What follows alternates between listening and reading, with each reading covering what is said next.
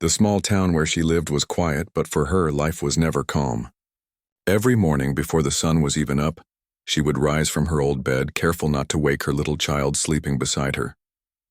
The boy was her only joy in this world, the reason she kept going when everything seemed too heavy.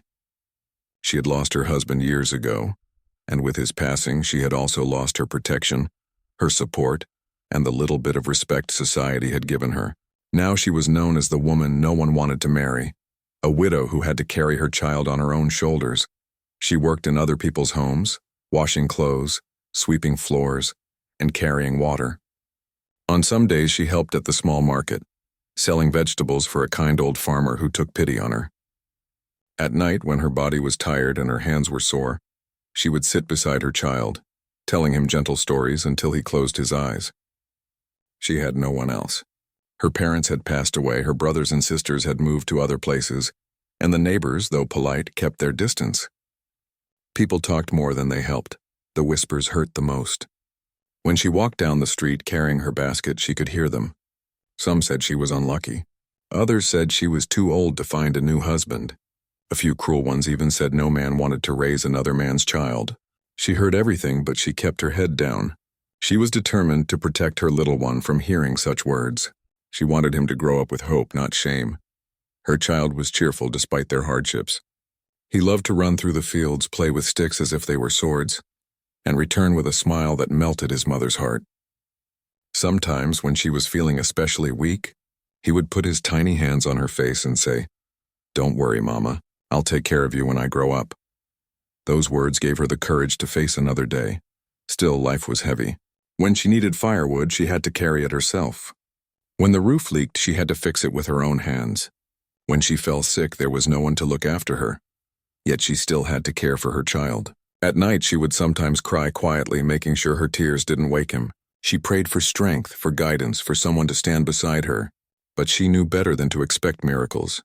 Suitors had once come back when she was newly widowed, but most of them left when they realized she would never abandon her child. Some wanted her to give the boy to her relatives to start fresh with them, but she refused. Her child was her whole world, and no marriage was worth losing him. Over time, the proposal stopped. People began to think of her as a woman no one would choose, and slowly she began to believe it too. The hardest moments were festivals and weddings. When families gathered together, she and her child often sat on the side, away from the laughter.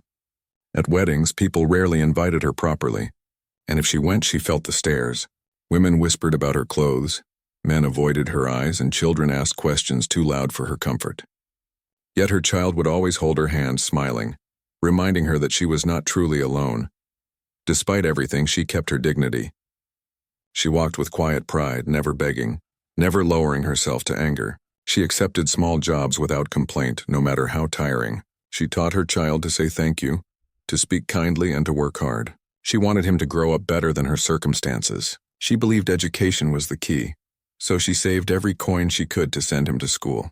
Even if she had to eat less, she made sure he had books and pencils. The child admired her strength but also felt her loneliness. Sometimes, when he saw other children run into their father's arms, he would look at her with curious eyes. "Mama," he once asked softly, "why don't I have a father like them?" Her heart broke, but she hugged him tightly.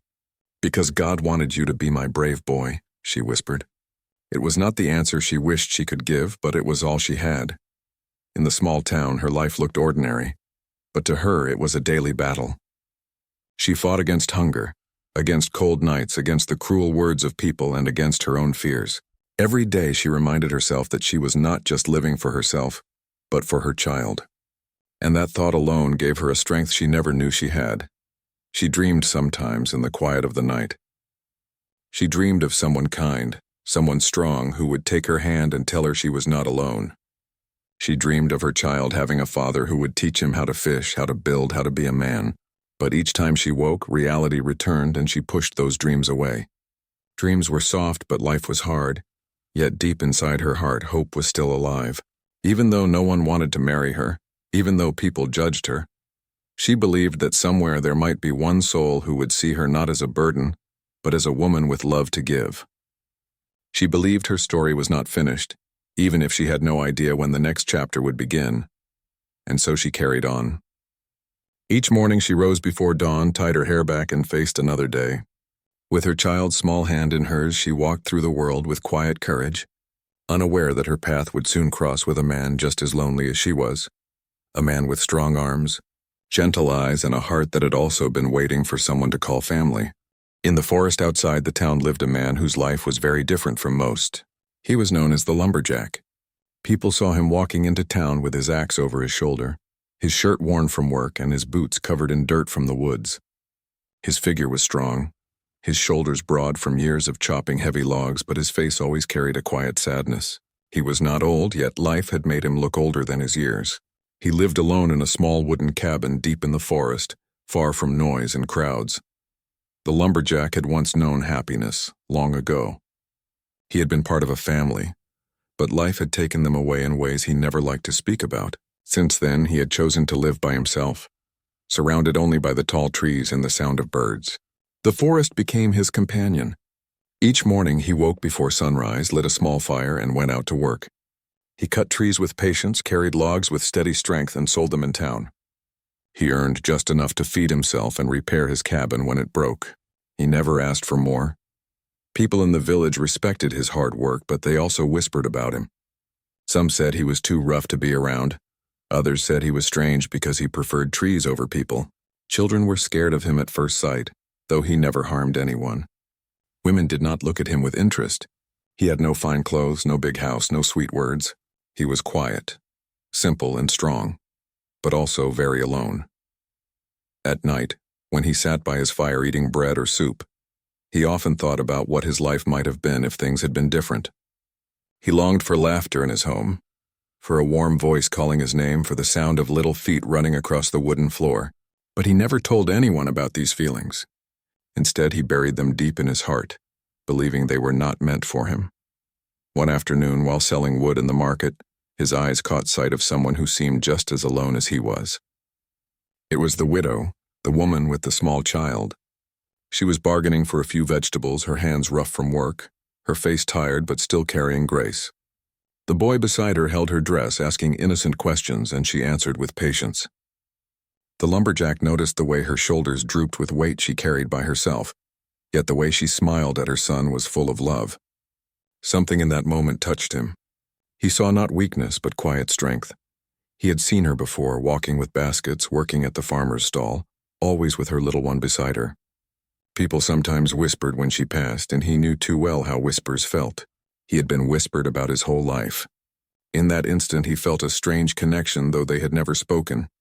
The next time they crossed paths was by accident. The widow was struggling to lift a bundle of firewood on her back. Her child was trying to help, but the load was too heavy. The Lumberjack, carrying his own cut logs, paused. For a moment he thought of walking away, as he always did, but his heart did not let him. He stepped forward and quietly said, "Let me help." She looked up, surprised, almost suspicious, because few ever offered her help. But she saw his steady eyes and nodded. He lifted the firewood with ease and carried it to her small home. The boy clapped his hands with delight, calling him strong man. The Lumberjack smiled faintly, something he rarely did. The widow thanked him with polite words and offered him tea. He hesitated, unused to such invitations, but finally accepted. Inside her little house he sat awkwardly, unsure of what to say. The boy chattered cheerfully, asking him about the forest and his axe. The widow served tea in small cups, apologizing for not having anything more to offer. He shook his head and said it was enough. As they sat together, a strange silence filled the room, but it was not uncomfortable. For the first time in many years, the Lumberjack felt something close to peace. From that day, their paths began to cross more often. Sometimes he helped her carry heavy loads from the market. Sometimes he gave her small bundles of firewood without asking for payment. The boy grew fond of him quickly, waiting by the door whenever he came to town. The widow noticed the kindness behind his rough appearance. He did not talk much, but his actions spoke louder than words. The townspeople, however, noticed too. They started to whisper again. Some laughed, saying the poor widow was now friends with the poor Lumberjack. Others mocked him, saying he was wasting his time. But he did not care. He had lived with gossip all his life. What mattered to him now was the quiet bond forming with the woman and her child. At night, back in his cabin, he found himself thinking about them. He imagined the boy running through his forest, laughing, while he showed him how to use small tools. He imagined the woman sitting by his fire, her tired eyes finally resting. He imagined a home not silent but alive. These thoughts warmed him in ways no fire ever could, but fear also lived inside him. He wondered if he was good enough. He had no wealth, no fine words, no position in society. Could he truly give her and her child a better life? He worried that she might reject him if he ever spoke his heart. And so he kept quiet, waiting, watching, helping in small ways. Still, life had a way of drawing them together.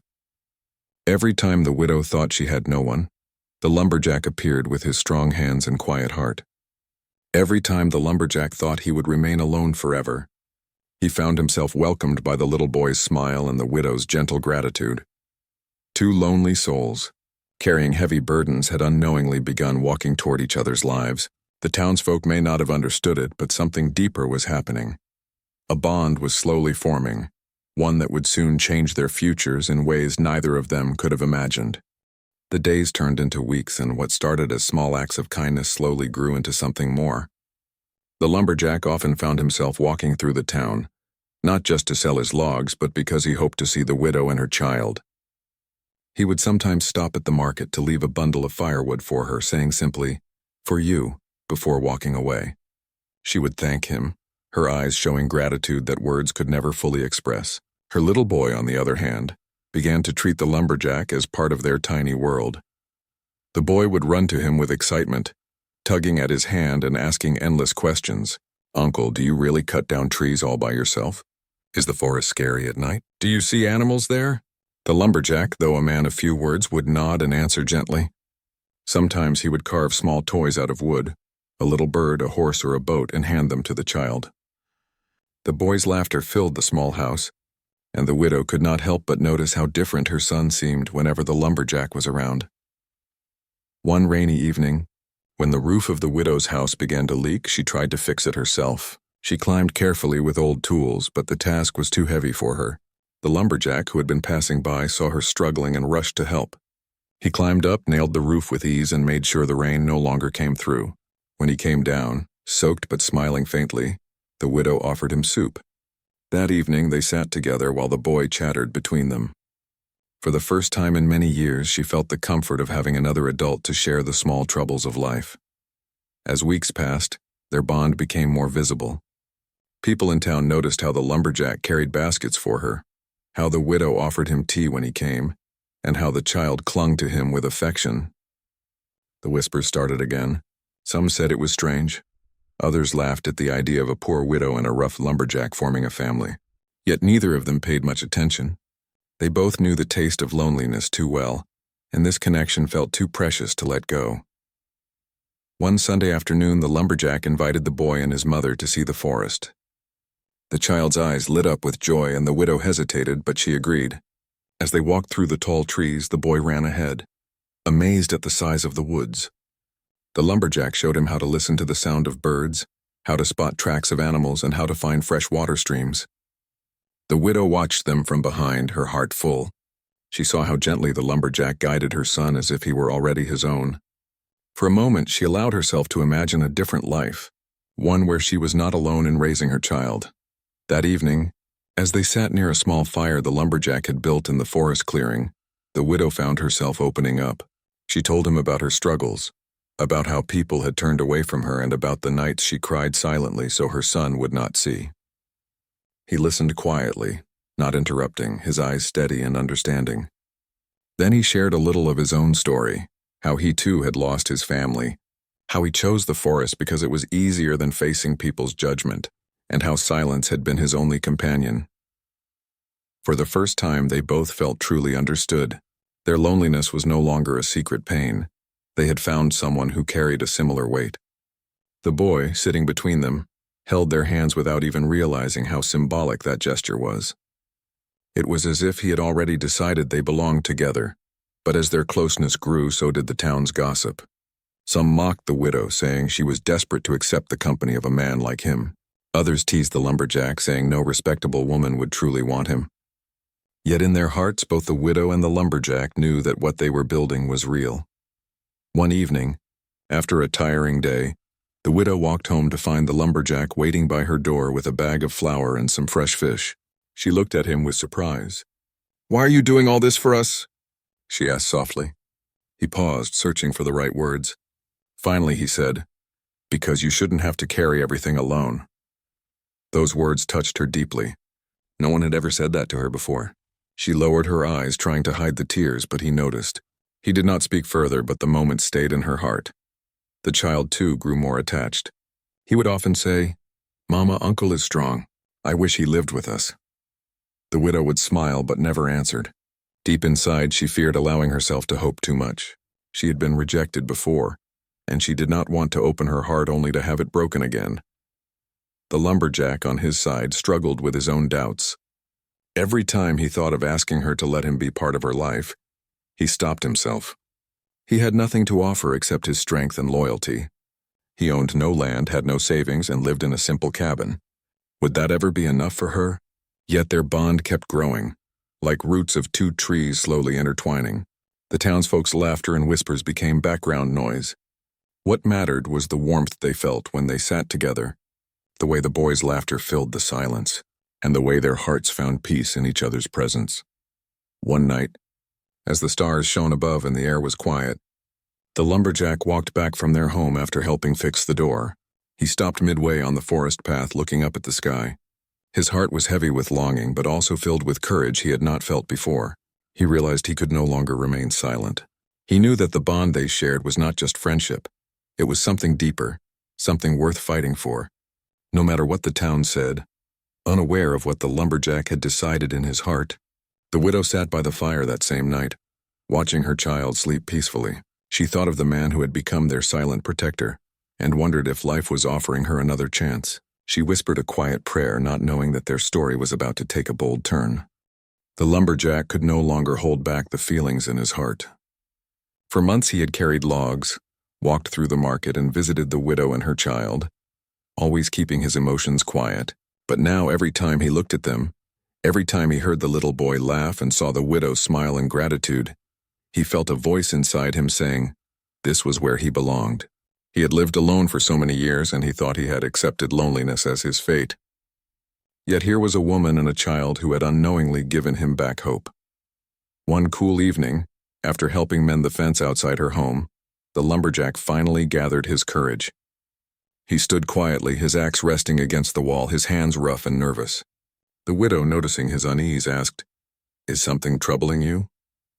He took a deep breath, his eyes fixed on the ground before slowly lifting them to meet hers. I want to ask you something," he said, his voice heavy but honest. She waited, unsure of what was coming. Then, with a courage that surprised even himself, he said, "Will you let me be your husband? Will you let me be part of your life and your son's life?" The words hung in the air like a secret finally released. The widow's eyes widened in shock. For a moment she could not speak. Many men had turned away from her because of her child, and now here was a man, poor and simple, who was asking not just to marry her, but to accept her and her son as a family. Her heart beat fast. She had longed for someone to see her not as a burden, but as a woman worthy of love. And now it was happening, though not from a wealthy suitor or a man of status, but from a humble lumberjack whose actions had spoken of loyalty all along. She felt tears rise to her eyes, not from sadness, but from a wave of emotions too big to hold. Her son, sitting nearby, looked up curiously and asked, "Mama, what did Uncle say?" She knelt beside him, hugged him tightly, and whispered, "He wants to be with us." The boy's face lit up with joy. He clapped his small hands and shouted, "Yes! Yes, Mama, please say yes." But the widow, though moved, was afraid. She thought of the townsfolk, their sharp tongues and cruel whispers. She imagined them mocking her for marrying a man who had no wealth, no big home, no fine words. She worried about her child being laughed at for having a father who was just a lumberjack. Yet when she looked at the man before her, she saw kindness in his eyes, a steady heart, and the strength of someone who would never leave her side. She realized that what others thought did not matter. What mattered was peace, safety, and love. The next day, the news spread quickly. Some people laughed, saying the widow was desperate to accept such a match. Others said the lumberjack was foolish to take on a woman with baggage. But neither of them allowed these voices to shake their decision. The widow held her son's hand and said quietly to the lumberjack, "If you are willing to stand with me through everything, then yes, I will marry you." His heart swelled, and for the first time in years he smiled fully, a smile that reached his eyes. The wedding was simple. There were no grand clothes or decorated halls. A few kind souls from the village attended, bringing small gifts, while others stayed away, unwilling to support what they saw as a poor choice. But to the widow and the lumberjack it did not matter. The ceremony was held in a small corner of the town, under the shade of a tree. The little boy stood proudly beside them, holding both their hands. When the vows were spoken, he cheered loudly, as if it were the happiest day of his life. That night in their modest home, they shared a meal together, just bread, soup, and a few fruits. But it felt like a feast. The child kept laughing, saying, "Now I have a father. Now I have a family." The widow's eyes glowed with peace, and the lumberjack's heart, once empty, now overflowed with warmth. Their home was still small, their life still simple, but for the first time it felt complete. The days that followed were not without challenges. People still talked, some even mocked openly. But whenever the widow began to feel the sting of their words, the lumberjack would hold her hand firmly and remind her, "Let them talk. They do not know our hearts." His steady strength gave her courage, and she learned to ignore the gossip. The boy, too, grew braver, proudly telling other children, "My father is the strongest man in the forest." Together they built a rhythm of life. The lumberjack continued his work in the woods, but now he came home to a family waiting for him. The widow cooked meals, kept the house, and worked small jobs in town, but she no longer carried the burden alone. The child followed the lumberjack to the forest sometimes, watching in awe as he swung his axe, and learning small lessons about patience and effort. Their love did not show itself in riches or fancy gifts, but in daily acts of care. The lumberjack always made sure the widow's hands did not carry more than they could bear. The widow always made sure he had warm food after a long day of work. The boy filled their home with laughter, bringing joy to moments that would otherwise be heavy. Slowly, their bond grew stronger, like a tree whose roots deepen with each passing season. One evening, as they all sat outside watching the sunset, the widow whispered softly, "I never thought I would find this kind of peace again." The lumberjack looked at her and replied simply, "Neither did I." And their son, sitting between them, looked up with a smile and said, "It's because we are a family now." The townsfolk, though some still whispered, began to notice the change. They saw how the widow, once tired and lonely, now walked with her head higher, her steps lighter. They saw how the lumberjack, once silent and withdrawn, now carried warmth in his eyes. They saw how the little boy, once clinging to his mother alone, now proudly ran between two parents. Slowly, respect began to replace laughter. People realized that true happiness was not about wealth or status, but about love and unity. The widow and the lumberjack did not need the world's approval. They had chosen each other against the odds, and that choice was their strength. Their marriage, though simple, was filled with meaning. It was proof that sometimes the most unexpected pair could create the most beautiful story. And so, with every sunrise and sunset, they built a new life, one not written by society's judgment, but by their own courage to choose love above all else. The new life they had begun together was not filled with riches or luxury, but it was rich in ways that money could never measure. The lumberjack and the widow built their days with patience and care. Each morning the man rose early to walk into the forest, his axe on his shoulder, while the woman prepared simple food and saw her son off to school. Their home, though small, was now alive with warmth. The sound of laughter replaced silence, and the walls that once echoed with loneliness now carried the rhythm of a family's life. The little boy grew happiest of all. He no longer looked at other children with envy when they ran into their father's arms. He had a father now, one who carried him on his shoulders, who carved wooden toys for him, who taught him how to respect nature and work with his own hands. Sometimes the boy followed the lumberjack into the forest. He would carry a small stick and copy the way his father swung the axe, though his swings barely touched the bark. The lumberjack laughed and showed him how to use patience and strength, saying, "One day you will be strong enough." But strength is not just in the arms. It is in the heart. The widow too felt her life change. She no longer carried every burden alone. When she worried about money, The lumberjack reminded her that together they would manage. When she grew tired from work, he stepped in to help, fixing things around the house or simply making her laugh with his dry humor. She had once believed that no one would see her as more than a widow with a child, but the lumberjack had proven otherwise.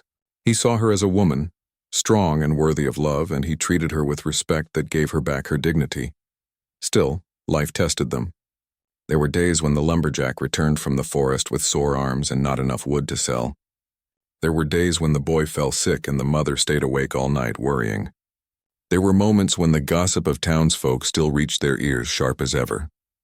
But instead of letting these things break them, they faced them together. Hardship became easier when shared, and loneliness no longer had a place in their home. Slowly, even the town's opinion began to change. People noticed the difference in the widow's face, how her eyes carried light again. They noticed how the lumberjack, once so silent, now walked through the market with pride, his little family by his side. They noticed the boy's cheerful spirit, his confidence growing under the guidance of two parents. Respect began to grow where laughter once lived. Some who had mocked them now nodded in greeting, ashamed of their earlier words. Years passed, and their bond only deepened. The lumberjack never treated the boy as anything less than his own son. He taught him how to fish, how to split wood, and how to live with honesty. The boy grew to admire him not just as a father, but as a man of honor. The widow, watching them together, often felt her heart overflow with gratitude. She had once thought her story was over, that her life would remain a tale of struggle and sorrow. But now she saw that life had written her a new chapter, one she never expected. There were evenings when the family sat outside their home, watching the sun dip behind the trees. The boy would sit between them, asking endless questions about the world, and they answered with patience. The widow would sometimes lean against her husband's shoulder, finding peace she had searched for all her life. The lumberjack, once so quiet and alone, now found his silence filled with voices he loved to hear. The laughter of a child and the gentle words of his wife. Their story became something of a legend in the town. People spoke of how a lonely lumberjack and a struggling widow had built a family against all odds. They spoke of how love had found its way into two broken lives, making them whole again. Some even brought their children to see the lumberjack, asking him to teach them simple lessons of work and kindness. Slowly, the man who was once ignored became respected, not for wealth or power, but for the life he had built with honesty and heart. The widow often reflected on how far they had come. She remembered the days when she carried heavy firewood alone, when her tears fell quietly at night, when the world seemed too cruel. Now she no longer felt the weight of those memories. Instead, she felt the strength of her husband's hand in hers and the joy of her child's laughter. She knew life would always bring challenges, but she also knew she would never face them alone again. As the boy grew older, he often told his friends, "My father is the strongest man I know, not just because he cuts trees, but because he gave us a family when no one else would." The widow would listen to those words and feel her heart swell with pride, for her son had learned the true meaning of love and courage. The lumberjack himself never spoke much about his happiness, but it showed in his actions. Every log he cut, every roof he fixed, every small toy he carved was filled with love for his family. He no longer returned to a cold cabin in the woods. He returned to warmth, to voices waiting for him, to a home where he belonged. One night, as the three of them sat by the fire, the widow whispered softly, "Do you know what I believe? I believe God sent you to us when we needed you most." The lumberjack, never one for many words, simply nodded and held her hand. The boy, half asleep, mumbled, "And he made us a family." That night the fire crackled warmly, and they knew that their story was one of hope, love, and faith. They had not chosen each other for riches or beauty. They had chosen each other because their hearts recognized the same loneliness, the same longing, and the same strength. Together they had turned rejection into acceptance, sorrow into joy, and two broken lives into one whole family. And so, in that quiet little town under the shade of tall trees, the story of the widow, her child, and the lonely lumberjack became a reminder to all that true love is not about what the world thinks, but about two souls finding each other and deciding to walk through life hand in hand.